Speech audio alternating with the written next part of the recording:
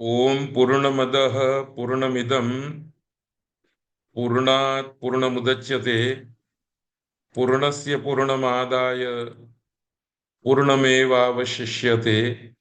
ओम शांति शांति शांति।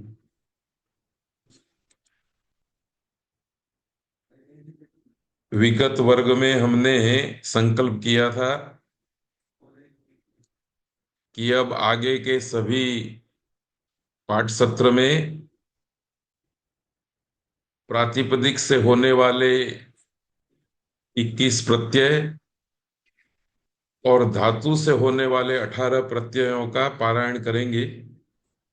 तो सबसे पहले 21 प्रत्ययों का सु औ जस अम औट शश टाभ्याम भिस गेभ्याम भ्यस गसीभ्याम भ्यस गस ओस आम गी ओस सु।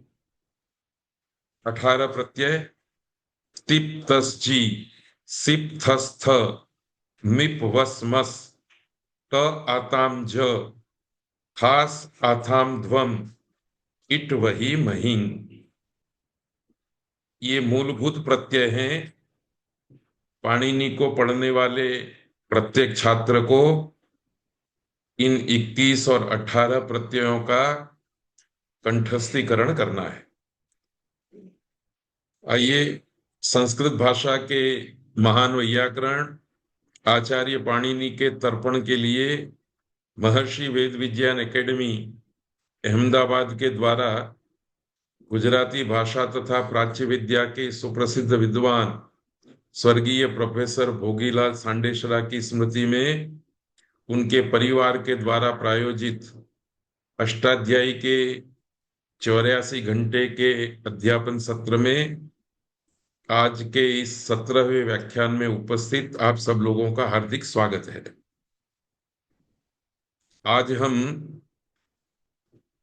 इन 10 सूत्रों को पढ़ेंगे। जात्याख्यायाम एकस्मिन् बहुवचनम् अन्यतरस्याम् अस्मदो द्वयोश्च स्वरूपाणाम एक शेष एक विभक्तौ पुमान स्त्रिया भ्रातृपुत्रौ स्वस्त्री दुहितृभ्याम नपुंसकम मनपुंसके नैकवच्चास्यान्यतरस्याम पिता मात्रा श्वशुरः श्वश्रवा यदादीनि सर्वैर्नित्यं ग्राम्य पशु संगेष्व तरुणेषु स्त्री। और इसी के साथ अष्टाध्यायी के प्रथम अध्याय का दूसरा पाद पूरा होगा। आप देख सकते हैं कि ये 10 सूत्र विधि सूत्र है। आइए एक एक सूत्र का पाठ करते हैं। जात्याख्यायाम एकस्मिन् बहुवचनम अन्यतरस्याम, यह विधि सूत्र है। पदच्छेद में जात्याख्यायाम एकस्मिन् बहुवचनम अन्यतरस्याम, ये पद है। जात्याख्यायाम एकस्मिन्, ये सप्तमी एक वचन के पद है। बहुवचनम प्रथमा विभक्ति एक वचन का पद है। और अन्यतरस्याम अव्यय है। इस सूत्र में जात्याख्यायाम, इस पद में समास है। जाते है आख्या जात्याख्या तस्याम जात्याख्यायाम। यह षष्ठी पुरुष, षष्ठी तत्पुरुष जाते है, यहां जो षष्ठी है इसके कारण है। तस्याम शब्द का प्रयोग करके यह रूप सप्तमी विभक्ति एक वचन में प्रयुक्त हुआ है, इसका बोध कराया गया है। बहुवचन में भी बहु शब्द है और वचन शब्द है, उसमें भी समास संभवित है। बहुनाम वचनम बहुवचनम, बहुतों को जो कहता है वो बहुवचन है। यहां भी षष्ठी तत्पुरुष समास है। अनुवृत्ति के रूप में कोई भी पद नहीं आता। सूत्र के जो चार पद हैं, उन चार पदों को क्रम से रख करके भवती क्रियापद केवल हम अपनी ओर से रखेंगे तो सूत्र का प्राथमिक अर्थ होगा जात्याख्यायाम एकस्मिन बहुवचनम भवति अन्यतरस्याम। ये सूत्र के पदों से ही प्राप्त किया हुआ सूत्रार्थ है। इसको स्पष्ट करने के लिए दूसरी बार हम जात्याख्यायाम एकस्मिन अर्थे बहुवचनम अथवा बहुत्वम अन्यतरस्याम मतलब विकल्पेन भवति, इस प्रकार से प्रशिष्ट संस्कृत में थोड़ा अनुवाद करेंगे। फिर से मैं आपको याद करा दूं कि ये जो पहले सूत्रार्थ दिया है वो पाणिनि की भाषा है। इसमें केवल हमने अपनी ओर से भवती शब्द डाला है, पर इस पाणिनि की भाषा को प्रशिष्ट संस्कृत के अनुसार जब तक हम परिवर्तित करके नहीं देखेंगे तब तक सूत्र के अर्थ की स्पष्टता नहीं होगी, बहुत स्पष्टता नहीं होगी। इसलिए हमने इस पाठ सत्र में 2 बार या 3 बार संस्कृत में सूत्रार्थ लिखा है। अब हिंदी में भी अर्थ कर दिया है। जाति को कहने के प्रसंग में एकत्व अर्थ में बहुत्व विकल्प करके हो जाता है। इस अर्थ को भी समझने की जरूरत है। इसलिए हमने ध्यातव्य है ऐसा करके ये बात लिखी, जाति ही नाम एकः शब्दार्थः तेन जात्यर्थे एकवचनम प्राप्तम अनेन सूत्रेण पक्षे बहुवचनम विधीयते। अर्थात प्रत्येक शब्द का एक अर्थ जाति होता है। देखिए, व्याकरण शास्त्र के अनुसार प्रत्येक शब्द के 2 प्रकार के अर्थ हैं। एक सामान्य अर्थ है और एक विशेष अर्थ है। सामान्य अर्थों में जाति, व्यक्ति, लिंग, संख्या और कारक, ये 5 अर्थ आते हैं। आशय यह है कि जितने भी नाम शब्द हैं वो सारे नाम शब्दों में एक अर्थ जाति होगा, दूसरा अर्थ व्यक्ति होगा, तीसरा अर्थ लिंग होगा, चौथा अर्थ संख्या होगा और 5वां अर्थ कारक होगा। ये 5 सामान्य अर्थ हैं, प्रत्येक नाम में रहते हैं। और फिर प्रत्येक शब्द का अपना विशेष अर्थ है। जैसे हम 2 शब्द लेते हैं, एक अश्वः, दूसरा पुरुषः। अश्वः शब्द का विशेष अर्थ घोड़ा है, एक प्राणी है। पुरुषः इस शब्द का विशेष अर्थ मनुष्य है, आदमी है। परंतु अश्वः और पुरुषः, इन दोनों शब्दों में एक अर्थ जाति, दूसरा अर्थ व्यक्ति, तीसरा अर्थ लिंग, चौथा अर्थ संख्या और 5वां अर्थ कारक समान है। अश्वः ये व्यक्ति का भी वाचक है, पुरुषः भी व्यक्ति का वाचक है। अश्वः ये जाति का भी वाचक है, पुरुषः भी जाति का वाचक है। अश्वः यह शब्द एक वचन, द्विवचन, बहुवचन का वाचक भी है। पुरुषः भी एकत्व, द्वित्व, बहुत्व का वाचक है। अश्वः पुल्लिंग का वाचक है, पुरुषः भी पुल्लिंग का वाचक है। अश्वः कर्ता, कर्म, करण, संप्रदान, अपादान, अधिकरण, ये छह कारक का अर्थ भी देता है। पुरुष भी इसी प्रकार से कर्ता, कर्म, करण, संप्रदान, अपादान, अधिकरण, ये छह अर्थ देता है। इस दृष्टि से जाति, व्यक्ति वगैरह अर्थ सामान्य अर्थ है, और घोड़ा यह अश्व का विशेष अर्थ है। पुरुषः अर्थात आदमी, ये पुरुष शब्द का विशेष अर्थ है। इतनी बात यदि आपकी समझ में आई है तो इस सूत्र को आसानी से आप समझ जाएंगे। किसी भी शब्द के द्वारा जब जाति को कहने का प्रसंग आएगा, तब जाति तो एक होती है। जैसे कि जितने भी घोड़े हैं, उन सारे घोड़ों की जाति तो एक ही है, अश्वत्व जाति। तो जाति को कहने में एक वचन की प्राप्ति थी। इस सूत्र ने विकल्प से विधि कर दिया कि आप चाहो तो बहुत्व भी कर सकते हो। जाति के एक होने से जाति अर्थ को कहने के प्रसंग में नित्य एकत्व प्राप्त था, नित्य एक वचन प्राप्त था।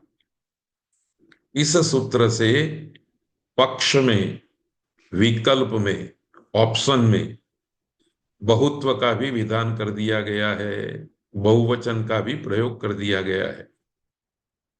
इसलिए भाषा में दो प्रकार के प्रयोग हम कर सकते हैं। संपन्नाः यवाः, यव अर्थात जो, जो संपन्न हो गए, जो पक गए। संपन्नो यवः, जो पक गए। यहां एक वचन है, फिर भी बहुत्व का अर्थ देगा। संपन्नाः यवाः में बहुत्व है, वहां तो बहुत्व का अर्थ आने ही वाला है। इसे समझने के लिए एक मैं व्यवहारिक उदाहरण देता हूं, फिर आगे चलेंगे। यह गेहूं का खेत है, ऐसा किसी ने हिंदी में वाक्य बोला। इदम क्षेत्रम गोधूमस्य अस्ति, इदम क्षेत्रम चणकस्य अस्ति। यह खेत चने का है, यह खेत गेहूं का है। तो सुनने वाले ने गेहूं एक वचन में सुना, चना एक वचन में सुना, तो यह एक वचन जाति के अर्थ में है। अर्थात वक्ता कहना चाहता है कि गेहूं नाम से जाने जाने वाली अन्न की जो जाति है, उस जाति के, उस जाति वाले गेहूं का यह खेत है। एक गेहूं के खेत की बात नहीं करता, व्यक्ति रूप गेहूं की बात नहीं करता, जाति रूप गेहूं की बात करता है। ऐसे ही जब वो ये कहता है कि यह चने का खेत है, तो चने शब्द से चने रूप एक व्यक्ति की बात नहीं करता, चने रूप एक जाति की बात करता है। तो भाषा में, संस्कृत भाषा में इस सूत्र के द्वारा दोनों विकल्प अनुशासित किए गए कि जाति में आप एक वचन भी कर सकते हो और बहुवचन भी कर सकते हो, दोनों विकल्प है। अब आगे चलेंगे। अस्मदो द्वयोश्च,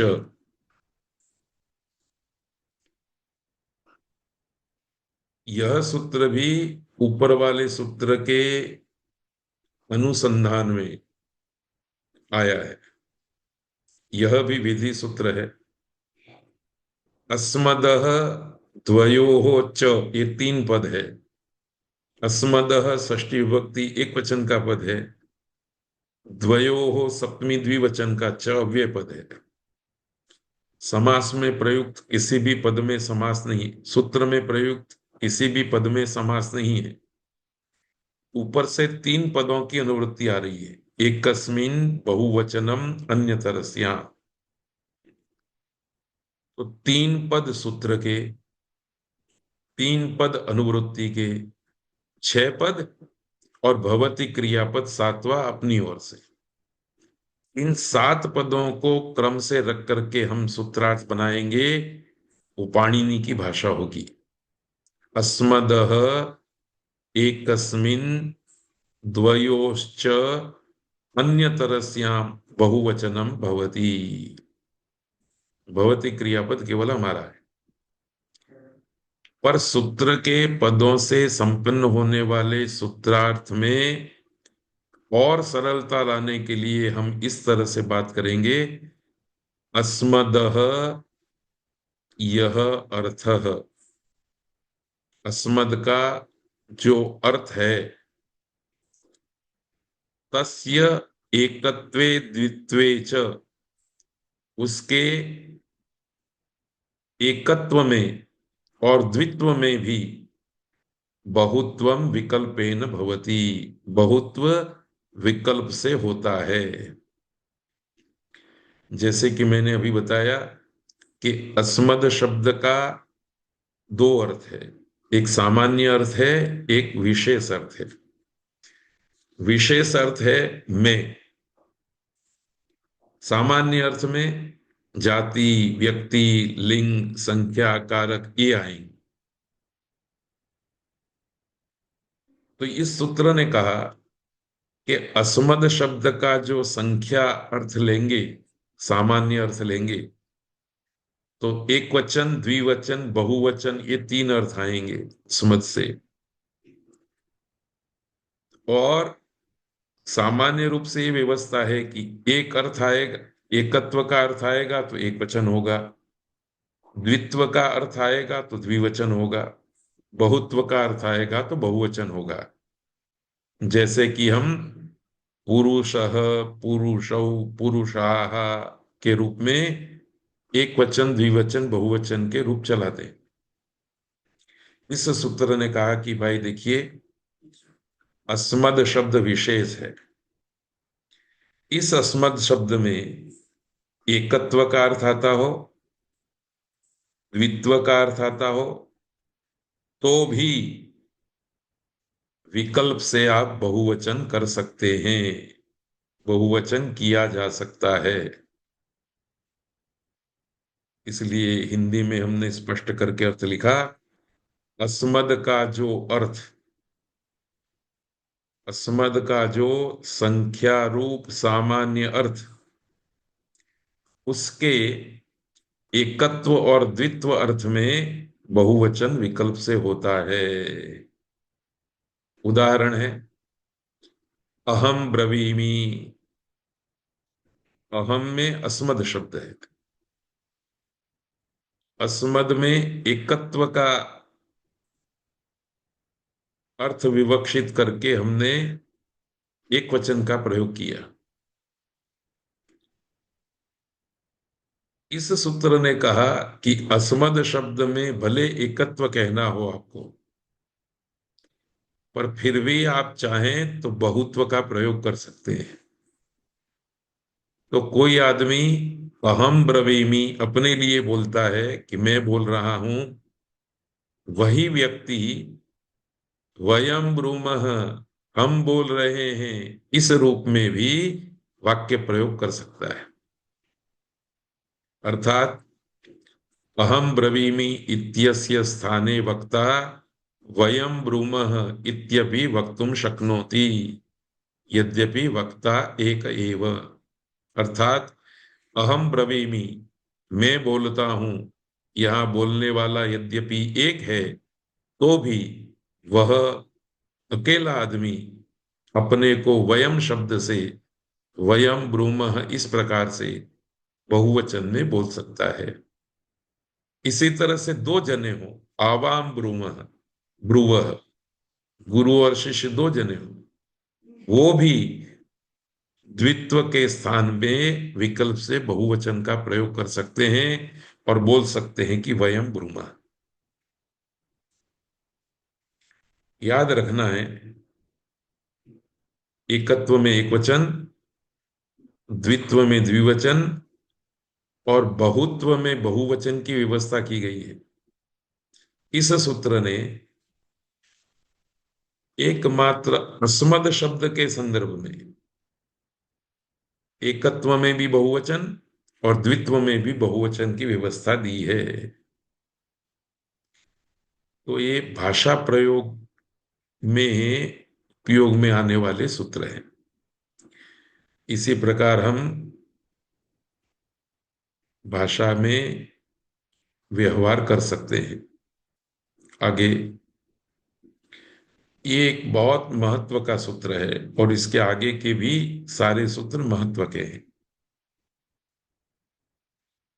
भाषा में शब्दों के प्रयोग के पीछे किस प्रकार से अर्थतंत्र छिपा हुआ है उसको उजागर करने वाले ये सूत्र है। स्वरूपाणाम एक शेष एक विभक्तो, यह विधि सूत्र है। इसमें तीन पद है, स्वरूपाणाम षष्ठी विभक्ति बहुवचन, एक शेष प्रथम विभक्ति एक वचन, एक विभक्तो सप्तमी विभक्ति एक वचन। स्वरूपाणाम में समास है, समानम रूपम येषाम ते स्वरूपाः, समान है रूप जिसका, उसको स्वरूप कहते हैं। उसी का षष्ठी बहुवचन में प्रयोग है स्वरूपाणा। एक विभक्ति में एका चासौ विभक्तिश्च एक विभक्ति ही, तस्याम एक विभक्तौ, कर्मधारय समास है। कल हमने तत्पुरुषः समानाधिकरणः कर्मधारयः इस सूत्र को पढ़ा था और इस बात को जाना था कि जो तत्पुरुष समास समान अधिकरण वाला है, अर्थात जिस तत्पुरुष समास में परस्पर जुड़ने वाले दो शब्द एक ही आश्रय में बैठे हो, तो वह तत्पुरुष समास कर्मधारय संज्ञक होता है। यहां एक शब्द और विभक्ति शब्द दोनों का समास होकर के शब्द बना है एक विभक्ति है। जिस जगह पर एकत्व है उसी आश्रय में विभक्ति है। सामान्य रूप से हम कहें तो जो एक है वो विभक्ति है और जो विभक्ति है वो एक है। एक और विभक्ति अलग अलग वस्तु नहीं है, इसलिए एक विभक्ति ही में कर्मधारय समास है। इसी तरह से एकश्चासौ शेषश्च एक शेषः, यहां भी कर्मधारय तत्पुरुष समास है। जहां एकत्व है वहीं शेषत्व है, जहां शेषत्व है वहीं एकत्व है।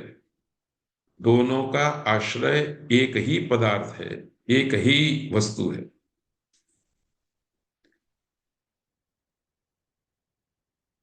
तो जब हम बीते दिनों में जो पाठ पढ़ गए हैं, जो ज्ञान हमने अर्जित कर लिया है, प्रसंग आने पर उस ज्ञान को, उस बात को घटा भी लेना है, उसका उपयोग भी कर लेना है। अनुवृत्ति किसी की भी नहीं है, इसलिए सूत्र में तीन पद है, भवती क्रियापद एक अपनी ओर से उठा डालेंगे तो पाणिनि की भाषा का सूत्रार्थ हो जाएगा। स्वरूपाणाम एक विभक्तौ एक शेषो भवति। परंतु इसे और स्पष्ट करने की जरूरत है, इसलिए थोड़ा व्याख्यान करते हुए, व्यापक कथन करते हुए सूत्रार्थ फिर से बताते हैं। स्वरूपाणाम शब्दानाम एक विभक्तौ परतः एक शेषो भवति। अर्थात एक एव शिष्यते इतरे निवर्तन्ते।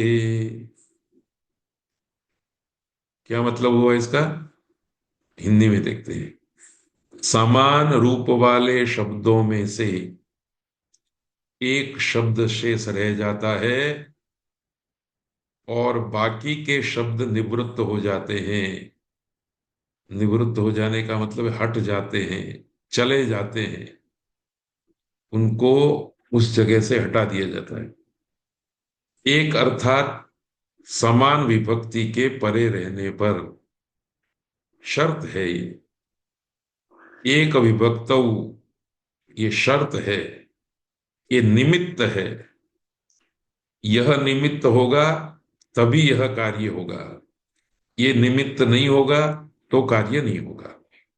तो निमित्त के रूप में एक विभक्ति को रखा गया है। अर्थात जब कहीं एक ही विभक्ति का प्रत्यय पर में हो और समान रूप वाले शब्दों को कहने की विवक्षा हो, तो वहां समान रूप वाले शब्दों में से एक शब्द ही शेष रह जाएगा, बाकी के शब्द निवृत्त हो जाएंगे। जैसे वृक्षः च, वृक्षः च, दो वृक्षों को कहना है तो एक बार एक वृक्ष शब्द का प्रयोग किया, दूसरी बार दूसरे वृक्ष शब्द का प्रयोग किया। दोनों शब्दों के पीछे एक विभक्ति रखी, पहले में भी प्रथमा विभक्ति रखी, दूसरे में भी प्रथमा विभक्ति रखी। तो प्रथमा विभक्ति समान होने के कारण वृक्ष और वृक्ष, ये समान रूप वाले दो शब्दों में से एक शब्द वृक्ष शेष रहा और बाकी जो एक वृक्ष था वो हटा दिया गया, तो रूप बना वृक्षौ। इसको समझने के लिए थोड़ा धैर्य चाहिए। आज ही मैं इस बात को आपको सरलता से समझाऊंगा। एक दूसरा उदाहरण भी इसके साथ दिया गया, वृक्षश्च, वृक्षश्च, वृक्षश्च इति वृक्षा। किसी वक्ता ने एक वृक्ष को कहने के लिए वृक्षः, दूसरे वृक्ष को कहने के लिए वृक्षः, तीसरे वृक्ष को कहने के लिए वृक्षः, तीन बार वृक्षः शब्द का प्रयोग किया। यह सूत्र कहता है भाई देखो, यदि तीनों शब्दों में एक ही विभक्ति है तो हमने देखा पहले वृक्ष में भी पहली विभक्ति, दूसरे में भी प्रथमा विभक्ति, तीसरे में भी प्रथमा विभक्ति। तो एक समान विभक्ति होने के कारण समान रूप वाले तीन शब्द वृक्ष, वृक्ष और वृक्ष, इनमें से एक शेष रहता है और बाकी के दो निवृत्त हो जाते हैं। तो दो निवृत्त हो गए, एक ही वृक्ष शब्द रहा। यहां हमने पहली बार एक वचन कहा था, दूसरी बार भी एक वचन कहा था, तीसरी बार भी एक वचन कहा था। कुल मिला करके तो तीन वचन कहे ही थे। इसलिए जो अवशिष्ट बचा वृक्ष शब्द, उससे भी बहुवचन का प्रयोग किया जाएगा। ये समझने में वैसे बहुत आसान वस्तु है, पर रूप सिद्धि की प्रक्रिया में और भाषा में शब्द के द्वारा व्यक्त किए जाने वाले अर्थ की दृष्टि से बहुत सूक्ष्म बात आचार्य पाणिनि ने कही है।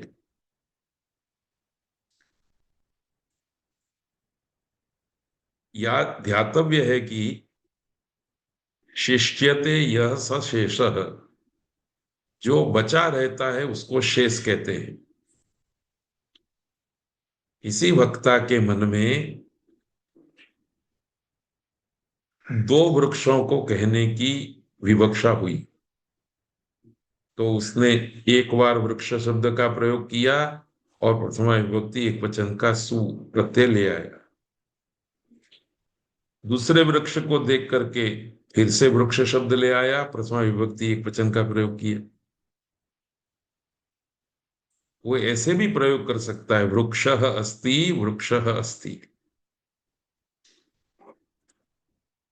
पर इस तरह के प्रयोग में तो दीर्घ सूत्रता दिखाई देती है, बहुत लंबापन दिखाई देता है। इसमें लाघव लाने के लिए इस सूत्र ने भाषा में प्रवर्तित अर्थ विज्ञान को हमारे सामने खोल करके रख दिया। इसने कहा कि भाई देखो, दोनों जगह पर सु एक ही विभक्ति है, प्रथमा विभक्ति। यदि आप चाहें तो दोनों जगह द्वितीय विभक्ति भी रख सकते हैं, वृक्ष अम वृक्ष। आप चाहें तो तृतीया रख सकते हैं, चतुर्थी रख सकते हैं, पर दोनों जगह पर समान विभक्ति होनी चाहिए, ये शर्त है।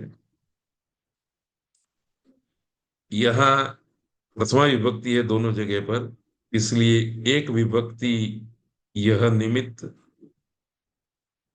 यह शर्त लागू पड़ती है।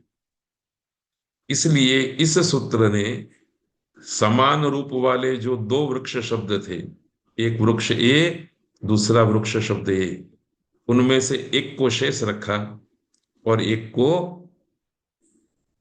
हटा दिया, निवृत्त कर दिया। अब जो एक वृक्ष शब्द रहा, उसमें पहले वाले शब्द का एकत्व और दूसरे वाले शब्द का एकत्व मिल करके द्वित्व कहना था, इसलिए द्विवचन का औ प्रत्यय होकर के वृक्षौ रूप बनता है और इसी का प्रयोग किया जाता है। इसे हम इस तरह से भी देख सकते हैं, वृक्षः वृक्षः वृक्षः च सन्ति। एक वृक्ष है, एक वृक्ष है, एक वृक्ष है, अर्थात बहुत सारे वृक्ष हैं।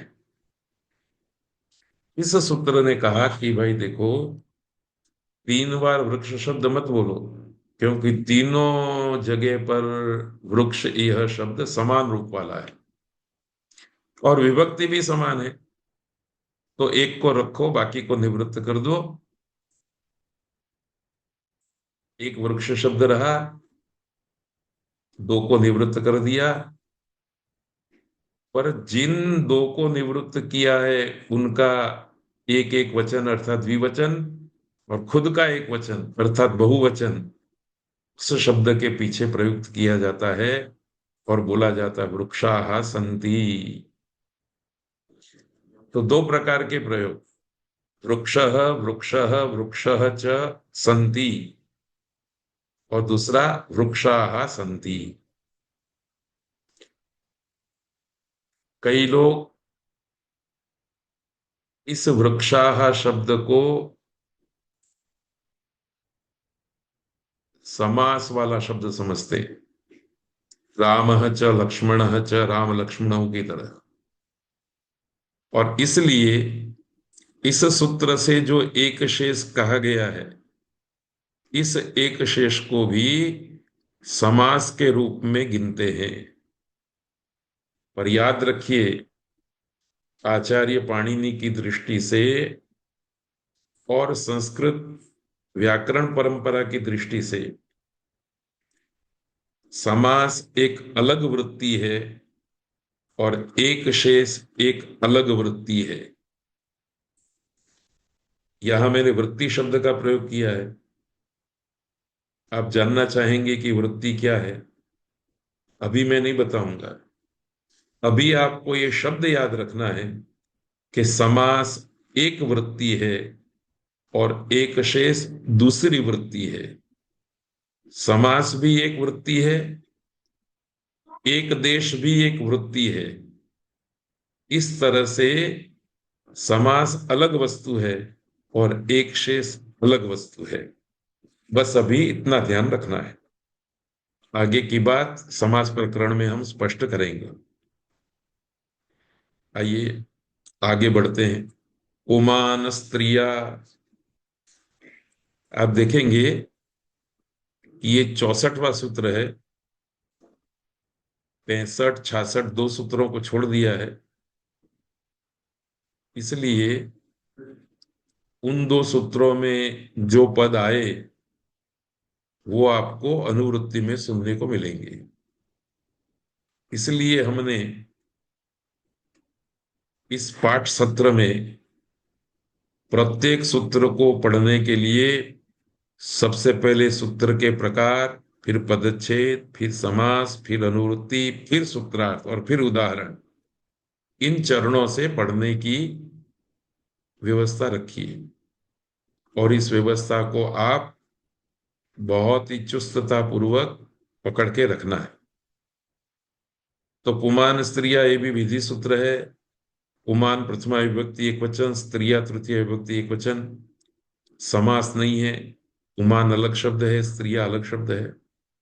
ऊपर से अनुवृत्ति तल लक्षण चेव चेत एव, तल लक्षण चेत एव, 3 पद, विशेष 4 पद और शेष 5 पद। ये 5 पदों की अनुवृत्ति आ रही है। पुमान 1 पद, स्त्रिया 2 पद सूत्र में पढ़े गए, 5 पद अनुवृत्ति से आ रहे हैं। इसलिए प्राथमिक उपक्रम में 2 ए और 5 ए 7 पदों का प्रयोग करके सूत्रार्थ करना था, पर इस सूत्र को हम व्यवस्थित रूप से समझेंगे और इसी प्रकार के सूत्र आगे आने वाले हैं। इसलिए पहले ही क्रम में हमने सूत्रार्थ को व्यापक रूप से रख दिया है। सूत्र का अर्थ क्या है? पुमान स्त्रिया सह शिष्यते,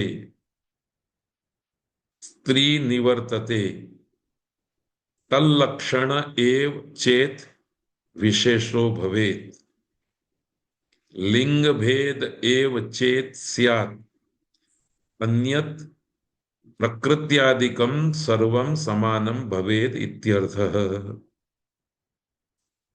अर्थात पुल्लिंग शब्द स्त्रीलिंग शब्द के साथ शेष रह जाता है। फिर से इसको पढ़ते हैं।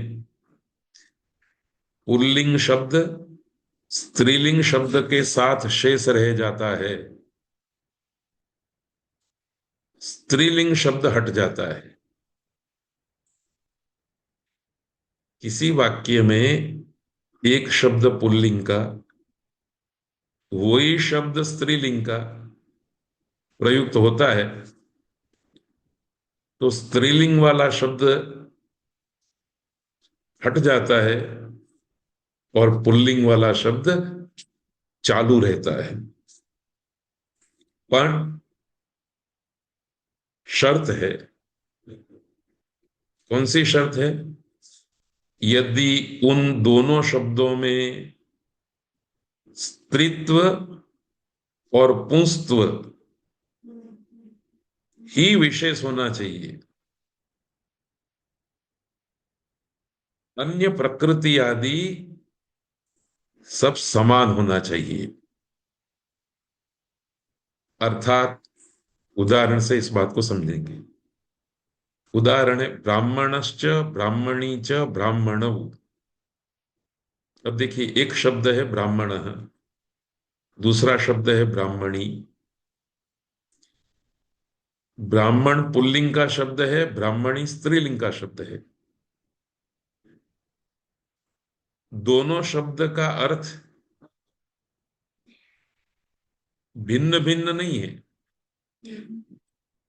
अर्थ में भिन्नता तो केवल ब्राह्मण पुल्लिंग है और ब्राह्मणी स्त्रीलिंग है, इतना ही है। तो ऐसे प्रयोगों में जहां दो शब्द समान ही अर्थ वाले हों, केवल मात्र पुंस्त्व और स्त्रीत्व का भेद हो, तो ऐसी अवस्था में स्त्रीलिंग वाला शब्द निवृत्त हो जाता है और पुंस्त्व वाला शब्द शेष रहता है। ब्राह्मण में भी एक वचन, ब्राह्मणी में भी एक वचन, कुल मिलाकर के दो वचन, तो ब्राह्मणौ ऐसा प्रयोग बनेगा। कुक्कुटश्च कुक्कुटी च। कुक्कुट में पुल्लिंग, कुक्कुटी में स्त्रीलिंग। दोनों एक ही पक्षी के वाचक हैं, दोनों के अर्थ अलग अलग नहीं है। अलग अलग यदि इन दोनों में कोई वस्तु है, तो इस कुक्कुट में पुल्लिंग है, कुक्कुटी में स्त्रीलिंग है। यहां भी स्त्रीलिंग वाला पद चला गया, पुल्लिंग में द्विवचन हो गया, शब्द बना कुक्कुटौ।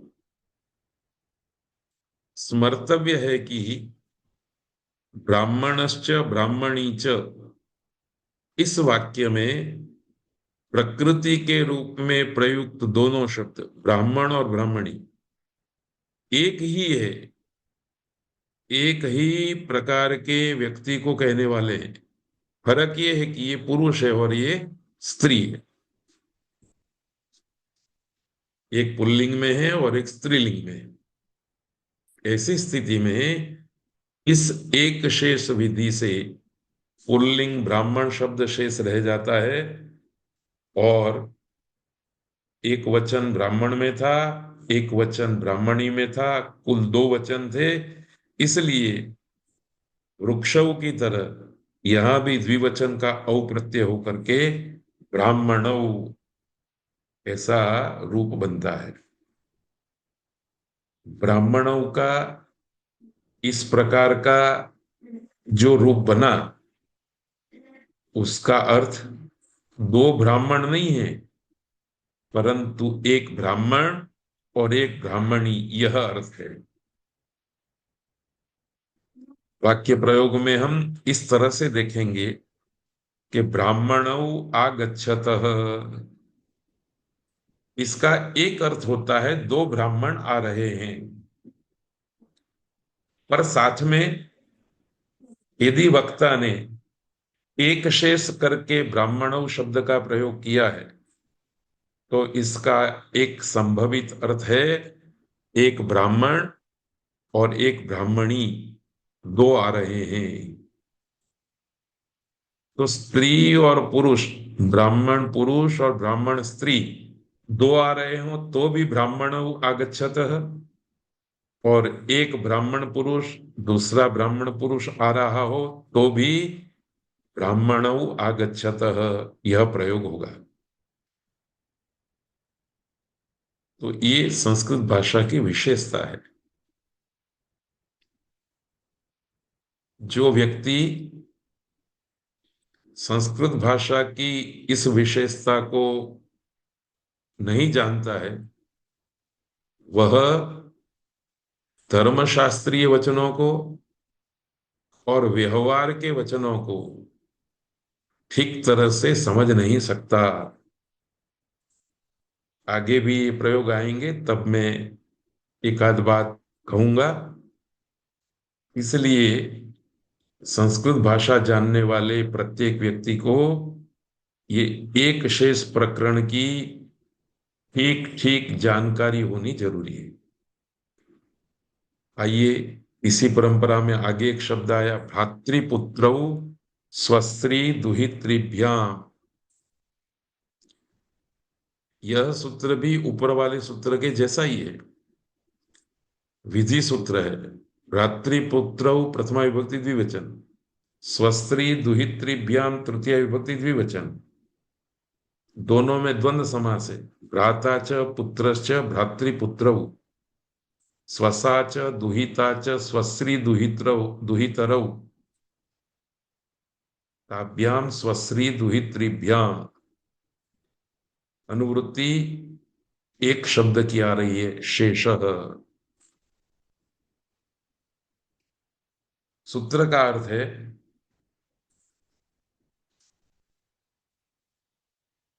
स्वस्त्री दुहितृभ्याम सह भ्रातृपुत्रौ शेषौ भवतः। यहां हमने पाणिनि के ही पदों का प्रयोग करके केवल भवतः का प्रयोग अपनी ओर से कर दिया, और तृतीया होने के कारण सह को हम ले आए। विस्तार से कहेंगे तो भ्रातृपुत्रौ शब्दौ यथाक्रमम स्वस्त्री दुहितृभ्याम शब्दाभ्याम सह शिष्येते स्वश्री दुहितरौ निवर्तेते। अर्थात एक शब्द है भ्रातृ, दूसरा शब्द है पुत्र। गुजराती में भ्रातृ शब्द का भ्रातृ उच्चारण करते हैं, उत्तर भारत में भ्रातृ। तो मैं दोनों प्रांतों का उच्चारण भूल से कर लूं तो आप समझ जाना। लिखित स्वरूप आपके सामने पड़ा ही हुआ है। भ्रातृ और पुत्र शब्द क्रमशः स्वश्री और दुहित्री शब्दों के साथ प्रयोग किए जाते हो तब भ्रातृ शब्द और पुत्र शब्द शेष रहता है। इसके साथ में प्रयुक्त किए जाने वाले क्रमशः स्वश्री और दुहित्री शब्द निवृत्त हो जाते हैं। अर्थात किसी वाक्य में कोई वक्ता भ्रातृ शब्द और स्वश्री शब्द का प्रयोग करना चाहता है तो भ्रातृ शब्द शेष रहता है, स्वश्री शब्द निवृत्त हो जाता है और रूप बनता है भ्रातरौ। इसी तरह से पुत्रश्च दुहिता च पुत्रौ, एक शब्द है पुत्र, दूसरा शब्द है दुहिता, दोनों को साथ में प्रयोग करना हो तो पुत्र ये पुल्लिंग वाला शब्द शेष रहता है, दुहिता पद निवृत्त हो जाता है तो रूप बनता है पुत्रौ। ध्यातव्य है कि भ्राता च स्वसा च भ्रातरौ तथा पुत्रश्च दुहिता च पुत्रौ, इस प्रकार से एक शेष करके प्रयुक्त होने वाले भ्रातरौ शब्द का, भ्रातरौ पद का अर्थ भाई और बहन तथा पुत्रौ का अर्थ पुत्र और पुत्री होता है, दो भाई या दो पुत्र नहीं। ऐसा नहीं है कि दो भाई और दो पुत्र अर्थ नहीं होते भ्रातरौ और पुत्रौ के, परंतु प्रयोक्ता यदि एक शेष करके प्रयोग कर रहा है तो भ्रातरौ का अर्थ होगा भाई और बहन, पुत्रौ का अर्थ होगा पुत्र और पुत्री। प्रयोक्ता किस विवक्षा से प्रयोग कर रहा है उसके आधार पर एक शेष है या नहीं इसका निर्णय होता है। इस बात को एक उदाहरण से समझने जैसा है। मानो कि किसी ने एक विद्यालय बनाया, उस विद्यालय में भाई और बहन दोनों पढ़ सकते हैं। तो फॉर्म बनाया गया, आवेदन पत्र बनाया गया, तो उस आवेदन पत्र में भ्रातरौ शब्द का प्रयोग किया गया। किसने किया? आवेदन पत्र तैयार करने वाले ने। आवेदन पत्र किसने तैयार किया? जिसने विद्यालय की स्थापना की है। विद्यालय की स्थापना करने वाले व्यक्ति ने विवक्षा की, कहने की इच्छा की कि मुझे तो भाई और बहन दोनों को कहना है, पुत्र और पुत्री दोनों को कहना है। तो उस वक्ता ने जो विवक्षा की, उस विवक्षा में उसने एक शेष दाखिल किया और एक शेष का प्रयोग करके भ्रातरौ या पुत्रौ शब्द का प्रयोग किया है। तो जो भी भ्रातरौ और पुत्रौ शब्द को पढ़ेगा, सुनेगा, उस पढ़ने वाले और सुनने वाले का ये कर्तव्य है कि वह वक्ता की विवक्षा को भी ध्यान में रखे, अपने अनुसार अर्थ न करे, परंतु वक्ता ने जिस विवक्षा से उसका प्रयोग किया है उस विवक्षा को, उस विवक्षा तक पहुंचना ये श्रोता का कर्तव्य बनता है। इस कर्तव्य की च्युति होने पर समस्याएं खड़ी होती है। धर्मशास्त्र के वचनों का उचित अर्थ नहीं लिया जाता, पक्षपात देखा जाता है इत्यादि। तो आज के इस वर्ग में जो लोग जुड़े हुए हैं और बाद में भी जो जुड़ने वाले हैं, उनके सामने मैं एक ऐसा विषय रखता हूं जिस विषय पर वो बहुत सारे निबंध लिख सकते हैं, लेख लिख सकते हैं। हमारे यहाँ स्मृति स्मृति शास्त्रों का विशाल राशि है। रामायण और महाभारत भी बहुत सारी जगह पर स्मृति वचनों की तरह ही धर्मोपदेश करते हैं। पुराणों में भी बहुत जगह पर धर्मोपदेश आता है। जहां जहां धर्म का उपदेश आया या अधिकार की बात आई या कर्तव्य की बात आई, वहां वहां पुल्लिंग द्विवचन वाले जितने भी शब्द हैं, उन शब्दों में एक शेष है या एक शेष नहीं है, उन वचनों को बोलने वाले वक्ता ने, ग्रंथकार ने वहां एक शेष की विवक्षा करके वचन कहा है या दोनों को अलग अलग मान करके एक और एक, एक भाई और दूसरा भाई, ये अर्थ लेकर के भ्रातरो शब्द का प्रयोग किया है, या भ्राता च दुहिता च स्वसा च, सॉरी, भ्राता च स्वसा च, इस प्रकार का अर्थ मन में रख करके भ्रातरौ एक शेष करके प्रयोग किया है। इसकी हमें परीक्षा करनी पड़ेगी और जो वास्तविकता है उस वास्तविकता को उस लेख के उपसंहार में प्रकट करके अपने शोध लेख को आकार दिया देना चाहिए, दिया जा सकता है। तो एक बात बड़ी व्यापक है, इससे कई आक्षेपों का समाधान अपने आप हो जाएगा। आइए आगे। नपुंसकम अनपुंसके नैक वच्चास्य अन्यतरस्याम, यह भी विधि सूत्र है।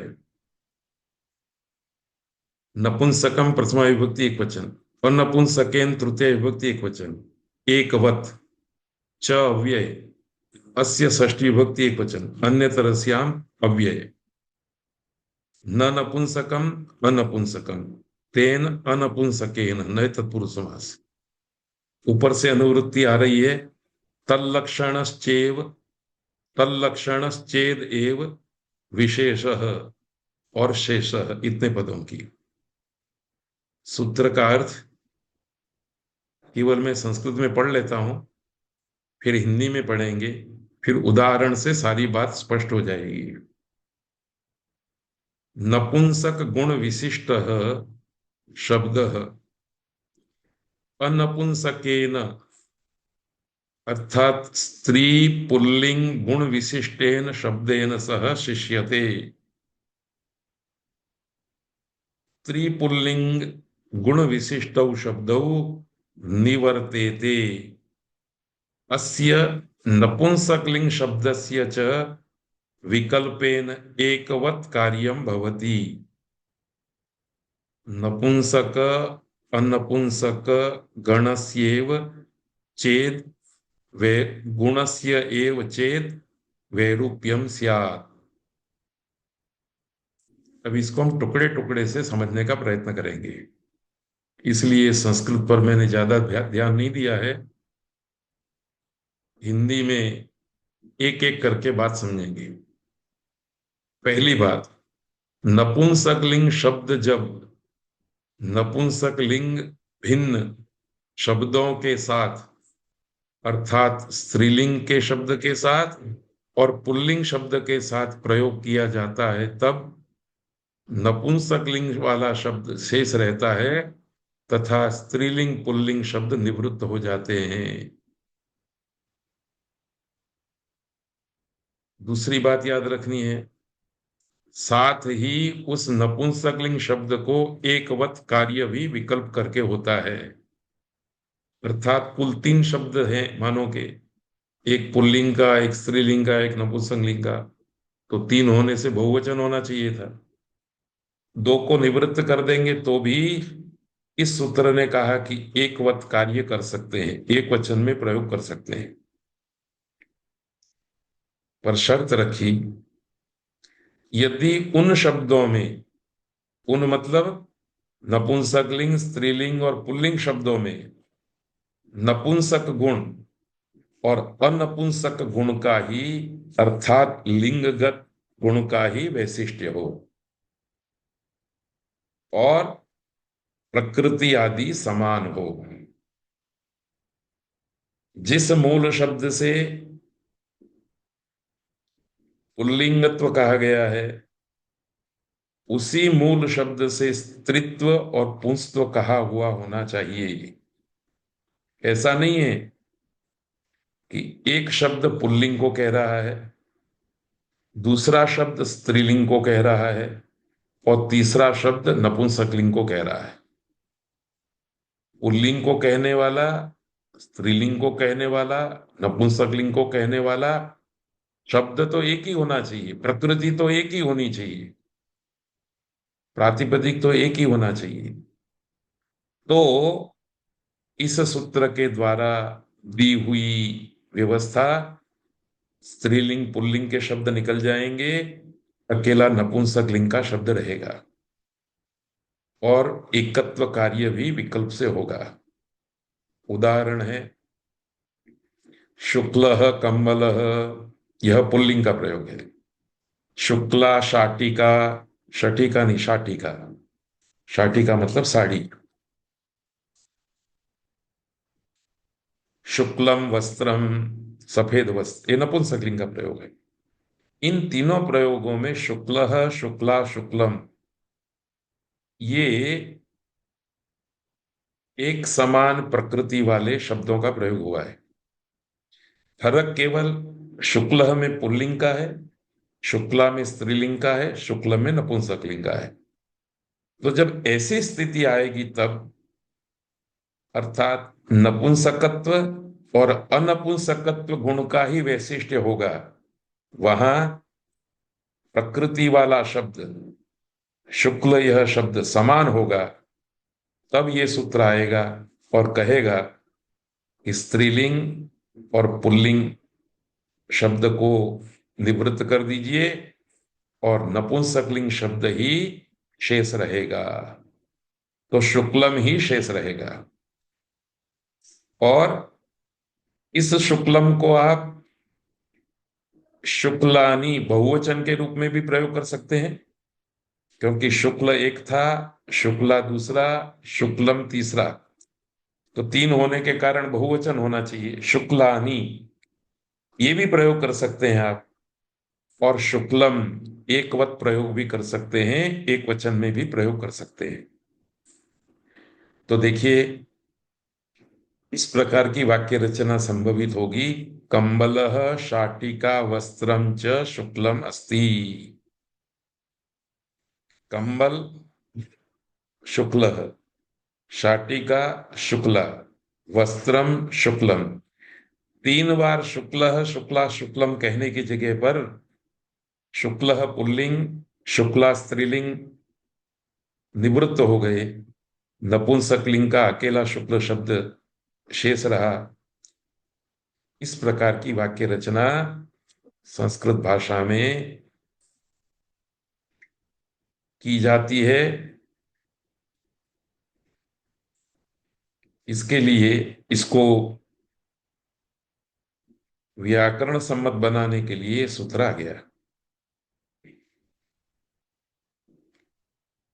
याद रखना है, ध्यातव्य है कि कंबलः शाटिका वस्त्रम च शुक्लम अस्ति।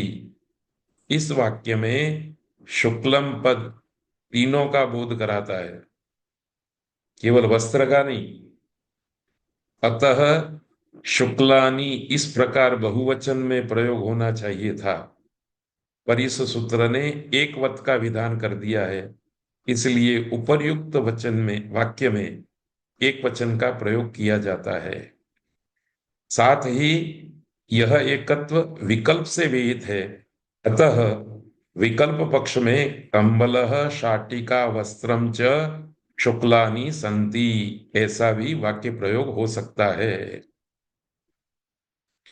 फिर से मैं आपको याद कराऊं, अभी मैंने जैसे पुत्रौ से पुत्र और दुहित्री दोनों का बोध होता है एक शेष करने पर, ऐसे ही इस सूत्र के द्वारा जो व्यवस्था दी गई उसके उसकी पृष्ठभूमि में भी धर्म वचनों के अर्थघटन की समीक्षा की जा सकती है।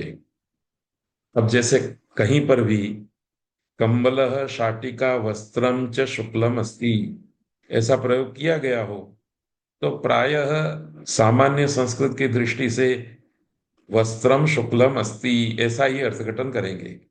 अर्थात कंबल किसी भी कलर का हो सकता है, शाटिका किसी भी कलर की हो सकती है, पर वस्त्र जो है वो शुक्ल कलर का है।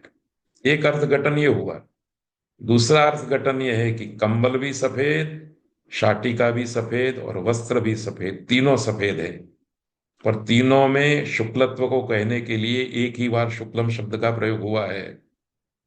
तो जिन जिन धर्म वचनों में अनेक वस्तुओं का संकीर्तन करने के बाद उन वस्तुओं में पड़े हुए पुंस्त्व, स्त्रीत्व, नपुंसकत्व विशिष्ट गुण को कहने के लिए यदि कोई गुणवाचक शब्द एक वचन में प्रयोग किया गया है तो उसके दो संभवित अर्थ होते हैं।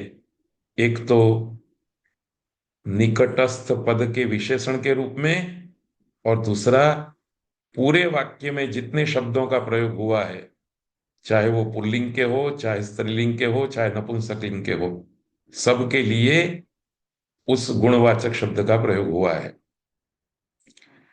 तो ये दोनों व्यवस्था के आधार पर धर्मशास्त्र के दो प्रकार के संभवित अर्थों को प्रदर्शित करके ग्रंथकार को इन दोनों में से कौन सा अर्थ अभिप्रेत था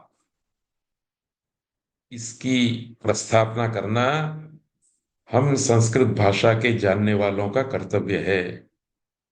क्योंकि इस जानकारी के अभाव में धर्मशास्त्र के वचनों का जो गलत अर्थघटन किया जाता है उसका समाधान तर्क से नहीं, भाषा से करना है। ये हमारा कार्य है। चलिए आगे बढ़ते हैं। पिता मात्रा, ये एक ही प्रकार के सूत्र हैं। ये भी विधि सूत्र है। पिता शब्द प्रथमा विभक्ति एकवचन, मात्रा तृतीय एकवचन, अन्य तरस्याम शेषः दो पदों की अनुवृत्ति है। मातृशब्देन सह वचने पितृशब्दः शिष्यते, विकल्पेन मातृशब्दो निवर्तते। मातृ शब्द के साथ पितृ शब्द का प्रयोग होने पर पितृ शब्द शेष रहता है विकल्प से, एक बार रहेगा एक बार नहीं रहेगा। मातृ शब्द निवृत्त हो जाता है। माता च पिता च पितरौ, मातृ शब्द निवृत्त हो गया तो एक पक्ष में पितरौ, इसका अर्थ भी माता और पिता है। पक्ष में मातृ शब्द निवृत्त नहीं होगा, पितृ शब्द शेष नहीं रहेगा, दोनों रहेंगे, इसलिए प्रयोग होगा माता पितरौ। तो पितरौ का एक अर्थ माता और पिता है। माता और पिता को कहने के लिए संस्कृत भाषा में दो पदावली है, एक है पितरौ, दूसरी है माता पितरौ। तो ये तो बड़ी स्पष्ट बात है। इसी तरह से दूसरा सूत्र है श्वशुरः श्वशुरवा, पिता मात्रा की तरह ही इसका भी अर्थ है। श्वश्रु शब्द के साथ श्वशुर शब्द शेष रहता है विकल्प से, और श्वश्रु निवृत्त हो जाता है। श्वश्रु में ये दीर्घ उकार दिखाई दे रहा है वो स्त्रीवाचक शब्द है, और श्वशुरः ये पुल्लिंग। श्वशुरः मतलब ससुर, श्वश्रु मतलब सास। तो ससुर और सास इन दोनों शब्दों के प्रयोग में श्वशुर ये पुल्लिंग का शब्द शेष रहता है, और श्वश्रु स्त्रीलिंग वाला शब्द निवृत्त हो जाता है। तो माता पितरौ पितरौ पितरौ की तरह ही श्वशुरः च श्वश्रुश्च श्वशुरौ, श्वशुरौ द्विवचन में भी सास और ससुर दोनों का अर्थ आएगा। वक्ता चाहे तो दोनों को अलग अलग प्रयोग भी कर सकता है, श्वश्रु श्वशुरौ। एक और सूत्र आया यदादीनी सर्वैर नित्यम। इस सूत्र के भी बहुत सारे प्रयोग हम करते ही हैं भाषा में। त्यदादीनी प्रथमा विभक्ति बहुवचन, सर्वैहि तृतीया विभक्ति बहुवचन, नित्यम प्रथमा विभक्ति एकवचन। ये सूत्र नित्य व्यवस्था दे रहा है। अब तक के सूत्र वैकल्पिक व्यवस्था देते थे। क्या कहता है सूत्र? त्यदादीनी शब्द रूपाणी सर्वैहि सह वचने नित्यम शिष्यन्ते अन्यानि निवर्तन्ते। अर्थात त्यद वगैरह, त्यद, तत्, यत इत्यादि शब्द रूप सबके साथ, अर्थात त्यदादियों के साथ या त्यदादियों से अतिरिक्त देवदत्त, पुरुष, पशु इत्यादि अन्य शब्दों के साथ भी प्रयोग किए जाते हैं, तब त्यदादि शब्द रूप नित्य ही शेष रहते हैं, अन्य सब शब्द जो है वो निवृत्त हो जाते हैं। उदाहरण से इस बात को समझेंगे। सह च देवदत्तश्च, सह एक तत् शब्द का रूप है। देवदत्त ये त्यदादि से भिन्न किसी युवक का नाम है। इन दोनों का एक साथ प्रयोग होगा तब अन्य देवदत्त शब्द निवृत्त हो जाएगा और त्यदादि शेष रहेंगे। त्यदादि गण है, इसमें त्यद, तत्, यत, किम आदि बहुत सारे शब्दों का समावेश किया गया। तो स शब्द का मूल शब्द है तत्, यह अवशिष्ट रहा। सह का एक वचन, देवदत्त का एक वचन, तो तौ में द्विवचन हो गया। यश्च देवदत्तश्च यौ, यहां भी यत शब्द और यज्ञदत्त शब्द दो शब्द थे। यज्ञदत्त निवृत्त हो गया, यह का एक वचन, यज्ञदत्त का एक वचन, यौ में द्विवचन हो गया। तो याद रखना है विशेष बात, त्यदादि गण सर्वादि गण के अंतर्गत है। हम पिछले दिनों में सर्वादीनी सर्वनामानी, ये सर्वनाम संज्ञा करने वाले सूत्र को पढ़ गए। उसमें जो सर्वादि गण है, उसी सर्वादि गण के अंदर त्यदादि गण है, जिसमें त्यद, तत्, यत्, किम इत्यादि शब्दों का समावेश किया गया है। इस सूत्र के द्वारा किए गए विधि के संदर्भ में दो बिंदु ध्यातव्य हैं। एक तो जब सच देवदत्तश्च जैसे प्रयोग होंगे तब तत् शब्द से बना हुआ सह पद त्यदादि है, एवं यज्ञ शब्द त्यदादि से भिन्न है, अतः सह शेष रह गया, यज्ञदत्त हट गया, निवृत्त हो गया। नियम अनुसार द्विवचन होकर के तौ प्रयोग होगा। तो तौ शब्द के दो अर्थ होंगे, वह और यज्ञदत्त। इसी तरह से जब सच यश्च ऐसे प्रयोग होंगे, इसमें सह शब्द तत् का रूप है, यह शब्द यत् का रूप है, दोनों त्यदादि गण में है। तो जहां दोनों शब्द त्यदादि गण के होंगे वहां कौन शेष रहेगा और कौन निवृत्त होगा, ये प्रश्न था। इस प्रश्न का समाधान सूत्र से नहीं होता, इसलिए सूत्र से जो व्यवस्था नहीं हो रही है, सूत्र ने जो व्यवस्था कही नहीं है, उस व्यवस्था को कहने के लिए आचार्य कात्यायन प्रवृत्त हुए और उन्होंने इस सूत्र पर एक वार्तिक लिखा। यदादि नाम मिथो यद यद परम तत्त शिष्यते, अर्थात त्यदादि गण में जिस क्रम से जो जो पद रखे गए हैं, उस क्रम में परे वाला पद जो है वो शेष रहता है, पूर्व वाला पद जो है वो निवृत्त हो जाता है। अतः सच यश्च जैसे प्रयोग में पर में आने वाला यथ शेष रह जाता है और तत् जो है वो निवृत्त हो जाता है। तो सहच यश्च, इसमें